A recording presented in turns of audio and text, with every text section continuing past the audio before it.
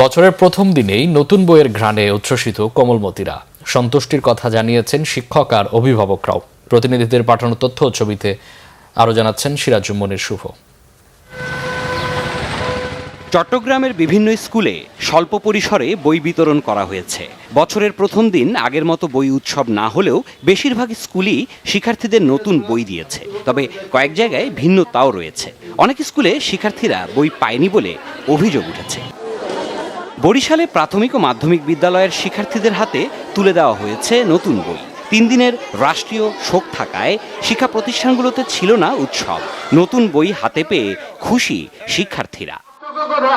খুলনায় সকাল থেকেই শিক্ষার্থীদের মাঝে নতুন বই বিতরণ করা হয়।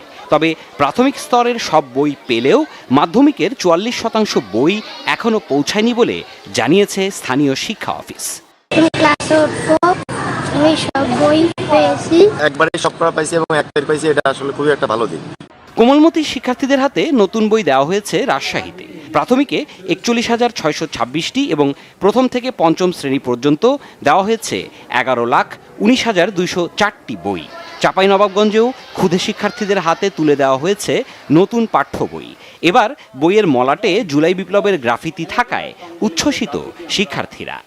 আমি মাননীয় সরকারকে অনেক ধন্যবাদ জানাচ্ছি যে 1 তারিখের মধ্যে আমাদের স্কুলে বই দেওয়ার জন্য। প্রত্যেক বইয়ের এখন পিছনে ছবিগুলো দেখে যে জুলাই মাসের গ্রাফিতিগুলো আছে, এগুলো দেখে অনেকই সুন্দর লাগছে। নতুন বইয়ের ঘ্রাণে উচ্ছ্বসিত সিলেটের শিক্ষার্থীরা।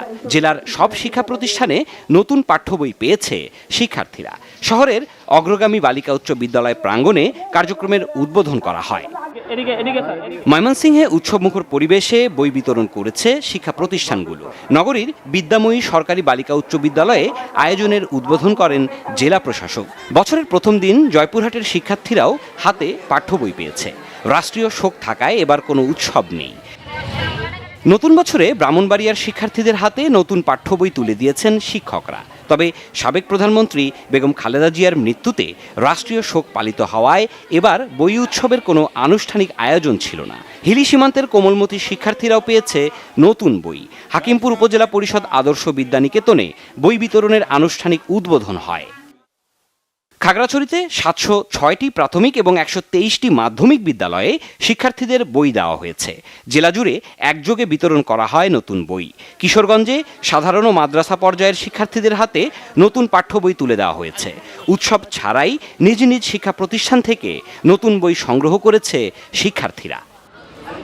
সিরাজুম্মনি শুভ, বাংলা ভিশন নিউজ ডেস্ক।